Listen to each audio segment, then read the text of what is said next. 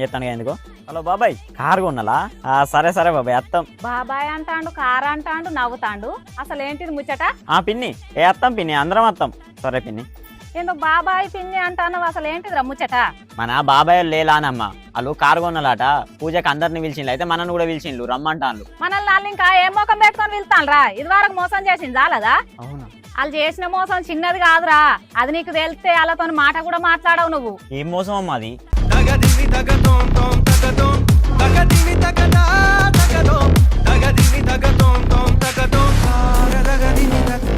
వాళ్ళు మనల్ని చేసిన మోసం చెప్పు తోడిచేది కాదురా. హలో పిన్ని, మీరు మాకేం కొనకున్నా మంచిదే. మా అమ్మ రాదు, మేము రాము, అసలు మీ ఇంటి గడప కూడా దొక్కం మేము. మళ్ళీ ఎందుకు ఫోన్ చేసిండ్లాట్రా? వాళ్ళు అందరికి చీరలు కొంటానులాట అమ్మా. మీ అమ్మకి ఏం చీర కొనాలని ఫోన్ చేసింది, అద్దని చెప్పిన. ఫోన్ చేసి ఆకుపచ్చ కలర్ చీర కొనువాను. ఎంత అయినా మనోళ్ళేనా అన్న పరాయోళ్ళ? ఇంత గట్టిగా వార్నింగ్ ఇచ్చిన మళ్ళీ ఫోన్ చేసి ఏం చెప్పాలమ్మా?